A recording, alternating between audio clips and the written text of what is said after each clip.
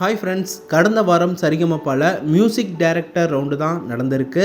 Contestants எல்லாரும் அவங்களுக்கு பிடிச்ச மியூசிக் டைரக்டர்ஸோட பாட்டை செலக்ட் பண்ணி சூப்பராக பாடி அசத்தியிருக்காங்க. ஃப்ரெண்ட்ஸ், உங்களுக்கு எந்த மியூசிக் டைரக்டரோட பாட்டு ரொம்பவே பிடிக்கும்னு கமெண்டில் சொல்லுங்கள்.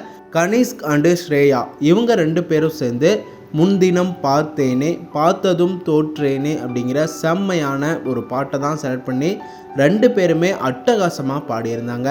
கேட்க ரொம்ப அழகாக இருந்துச்சு. அரங்கத்தில் இருந்த அத்தனை பேருமே இந்த 2 குட்டீஸோட பர்ஃபார்மன்ஸை பார்த்து என்ஜாய் பண்ணாங்க. ஜட்ஜஸ் எல்லாரும் செம்மையாக என்ஜாய் பண்ணி வாட்ச் பண்ணாங்க. ஸ்ரேயாவோட செம்மையான எக்ஸ்ப்ரெஷன் எல்லாம் பார்க்க ரொம்பவே அருமையாக இருந்துச்சு.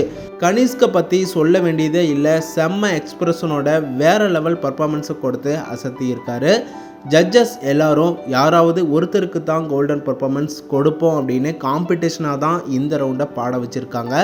ஸோ அதனால் இவங்க 2 பேரில் யார் பெஸ்ட்டு பர்ஃபார்மன்ஸ் அப்படின்னு ரொம்பவே வாட்ச் பண்ணி ஜட்ஜஸ் எல்லாரும் ரொம்ப நேரம் கலந்து யோசித்து அதுக்கப்புறமா கனிஷ்கோட பாட்டில் கொஞ்சம் லேக் இருந்துச்சு, சின்ன சின்ன மிஸ்டேக் இருந்துச்சு அப்படின்னு சொல்லி கனிஷ்கை என்கரேஜ் பண்ணாங்க. ஸ்ரேயாவுக்கு கோல்டன் பர்ஃபார்மன்ஸ் கொடுத்துருந்தாங்க.